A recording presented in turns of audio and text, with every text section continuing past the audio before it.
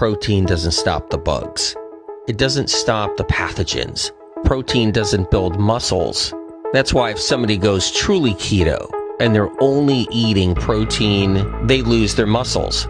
They needed the carbs or the sugars to build and keep and hold on to those muscles.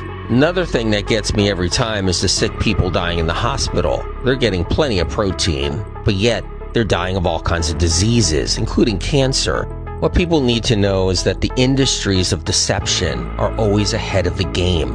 The protein brainwashing started over 100 years ago, and it gets passed down from generation to generation. Muscles are built with carbohydrates, mineral salts, right? So glucose and mineral salts. A friend of mine's a huge bodybuilder guy, famous like from 40 years ago. And he'll say to me, how's it going with your cardio? How's it going with your biking? How's it going with, because he knows I like to bike, knows I like to run. And he's like, even in my day when I was a bodybuilder, I couldn't run that many miles because it's different. You know, you're purposely putting on mass. You know, he told me this too. He said, you're right, AW. Every time, because I try to teach him stuff, every time he said that he would eat more protein, he said he would be losing his muscles. But then when he would do some more carbohydrates, he would get bigger muscles. And he couldn't understand it. And now I made it clear to why. It's why I tell chronically ill people, people who are sick, people who are really sick and they can't exercise, they can't build muscles, they can't get into the gym, they can't do any kind of workouts, they can't go running, they can't ride a bike, they're sick, they're on Mattress Island. I always say, it's not about the protein, it's about the carbohydrate. Because the carbohydrate and the trace mineral salts hold the muscle together, because if you're not able to use your muscles, you don't want them to atrophy so much, so you got to make sure you're getting the carbohydrate, the glucose and the mineral salts. That's what sustains muscles for sick people so they don't waste away. And bodybuilders have to bring in carbs and do bulking in order to get more muscle. When a bodybuilder goes truly keto and doesn't do enough carbohydrates, they lose their muscles. So bodybuilders do bulking and cutting. Bulking means the bodybuilder has to bring in all kinds of carbohydrates with all the fat they're eating. And then they get hulked up because they got a layer of fat and they're building muscle. And then they realize now they're getting too fat, but they built up more muscle, so now they have to cut back. It's called cutting, bulking and cutting. And now they got to cut back on their carbs. But really, they're cutting back on all of it. They're cutting back on their calories altogether, and they're cutting back on their food. And now they're trying to lose some weight, but keep their muscle. And then they start losing their muscle again, so then they go into bulking and cutting again. This is what weight people do. They bulk and cut. They have to bulk up on carbohydrates and fats combined because they're not going to give up the fat. So they're just going to keep the fats and they're going to bulk up, bulk up, bulk up. And then they got to drop the food, bulking and cutting. Because you can't keep your muscles unless you got sugar going into your muscles to grow them.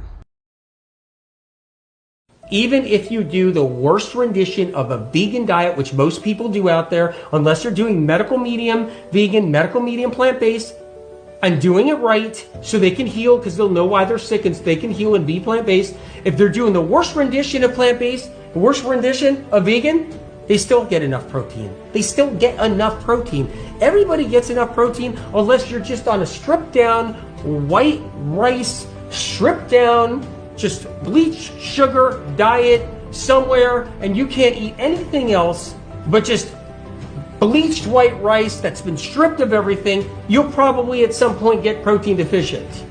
But anybody else who's eating just whatever is getting enough protein. That's how it works. The protein thing, the protein myth, the protein obsession. And here's how it works. Like, it's just for some reason, it's like a virus. It's like so infectious. When you're young and you're an influencer and you're starting to realize, oh, I could do health stuff on social and start getting people to follow me. And you're like 22 years old or whatever, you're like 19 years old and you're like, I get enough protein, I'm getting my protein, you get your protein, and it just like takes off. And people are like, protein, protein, protein, protein. It's insane. Meanwhile, somebody with chronic fatigue syndrome, somebody that was diagnosed with Lyme disease, multiple sclerosis, ALS, or whatever you want, or just whatever symptoms, and they're suffering, they're severe chronic fatigue, and they're laying in bed. Is it really because of protein? Is protein why they're laying in bed and they're sick? Is protein why they're dying? Because they're fatigued, they're beat up, they feel sick, they got mono, they got Epstein-Barr. It's not because of a lack of protein. You get somebody with adrenal fatigue who can't function because their adrenals are burnt out. It's not because of a lack of protein. You get somebody with some kind of condition, autoimmune disease, it's not because of a lack of protein. It's absurd, it's ridiculous, it's absolutely horrendously insane. But that's how it works out there. The protein thing is out of control, and you'll see down the road, somebody will see down the road 20, 30 years from now, 40 years from now, they'll dust off some medical medium literature, and they'll see MM had it right. It's always proven right anyway, all through these years in the books. And they'll see, and somebody somewhere, some institution, some industry is finally going to say protein's not why everybody is sick, a lack of protein. You really don't need that much protein. Well, you get plenty of protein. It's all going to come out like heavy duty down the road.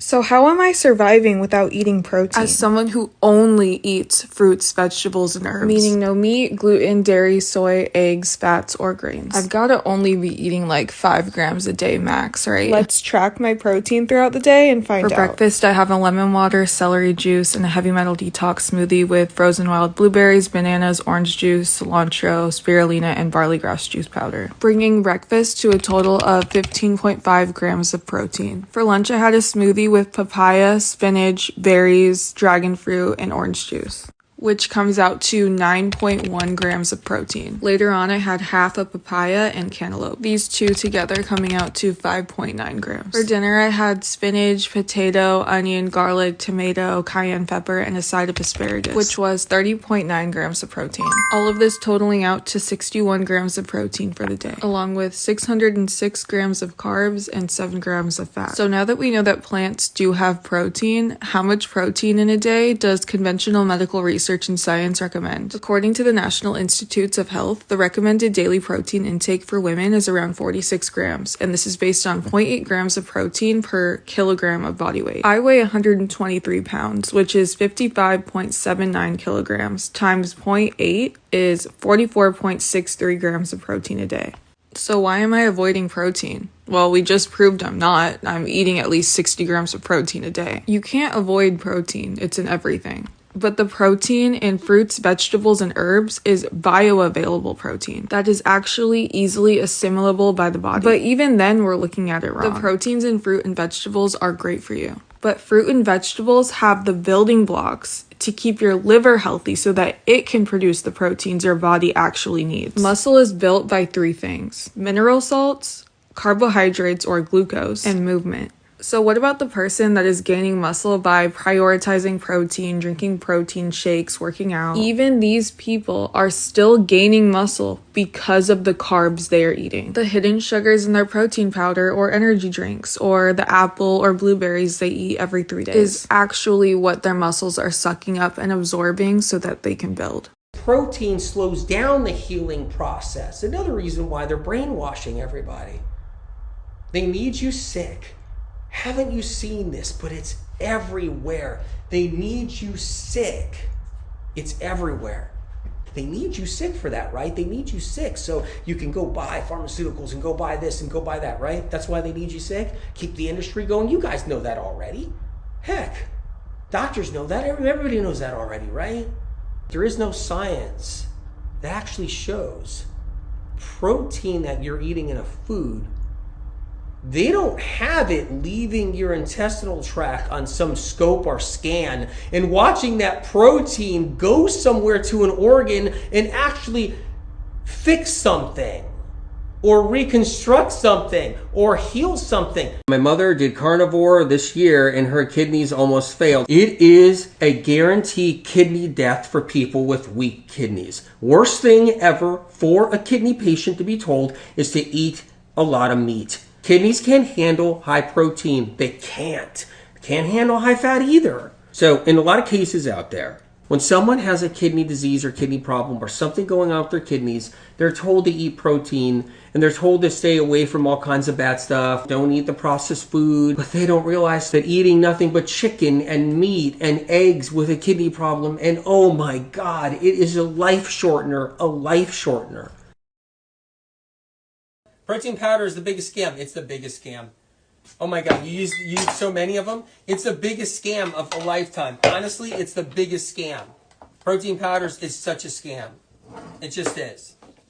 It's always been one of the greatest scams. And the money made, you guys have no idea the money that was made in the last 20 years on protein powders. With all the MSG in it, all the natural flavors in it, you guys have no idea. I mean, the amount of scamming that's happened it's psycho. What nobody wants to tell these unfortunate bodybuilding customers is why people are selling whey protein. They're selling whey protein because when you take milk and you convert it into cheese, as the cheese becomes solid, you have all this water that's left over. And you have to drain it out. That water has whey protein in it. And for many years, the dairy farmers couldn't figure out what to do with all of that whey. They would bury it in a landfill. They would pay people to take it away. And somebody found out a number of years ago that they could dehydrate it, put it in a tub, and put it on the shelf and say, this will build your muscles. And sadly, people believed it, and they buy it. To this day, that's what it is. It's the junk of the cheese industry.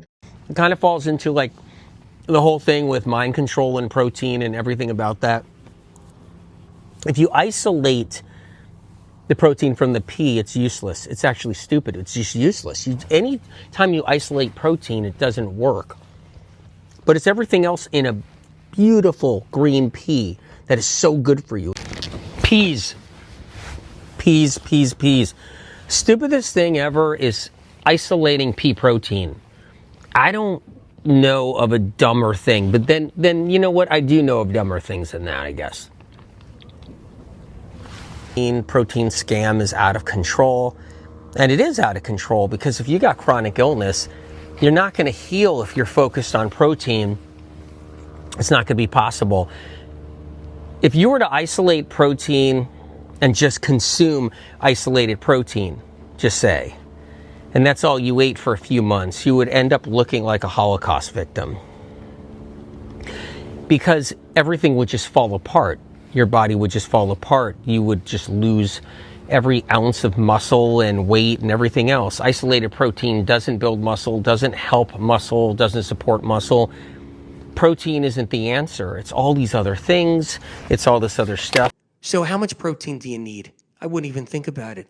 It's everywhere in every food you eat. You just think about, are you getting enough carbs? Are you getting enough calories? And I'm not talking about from a donut. I have never in my professional career seen a protein deficiency. I've never seen someone come in eating normal amounts of calories and they're protein deficient. You just don't see that. Diets that are really high in these protein create diabetes, create heart disease, create cancer, create the diseases that I'm treating on a daily basis. Do we have to eat meat to get complete protein? Oh my God. Oh my God. You want me to jump off this building, don't you? Well, first of all protein is made by plants. I'll state that again for the record. All protein is initially made by plants. All of it. And it is not necessary to eat animal tissue in order to get protein. Only plants have the ability to actually take nitrogen from the air, break those molecules apart, and incorporate that nitrogen into amino acids and then make protein. Any protein you get from an animal is simply recycled plant protein. And you hear this a lot in bodybuilders. They're like, well, I need, chicken, or I need fish to be, to be strong, to build muscle tissue. That is utter nonsense. The largest, strongest terrestrial animals on the planet are all herbivores. The biggest, strongest animals are all herbivores. I have a letter in the August 1st New England Journal of Medicine, and I wanted to let you know about it. The question came up about protein. The old-fashioned idea was there are 20 amino acids that make up the proteins in your body. 9 of them are essential, meaning you can't make them. You need them from food. And plants are missing 1 or 2 of those essential amino acids. That's not true. I pointed out that all plants have all the essential amino acids. And I quoted this 2019 article from Nutrition Reviews written by Christopher Gardner from Stanford University, who says it really clearly. All plant foods have all 20 amino acids, and he gives you all the data to prove it. But it's more than that. If a person is getting their protein from meat or dairy or eggs, and instead they switch to plant proteins, Harvard researchers showed that their mortality goes down. In other words, your risk of dying at any given time is lower if you're getting your protein from plants. Of course, you want a plant for B12 and good nutrition overall. But when people follow a plant-based diet, their risk of heart disease, cancer, diabetes, and many other conditions goes way, way down. And that's good news. Now your patient says your favorite question, where do you get your protein? And let's take a minute and understand that too.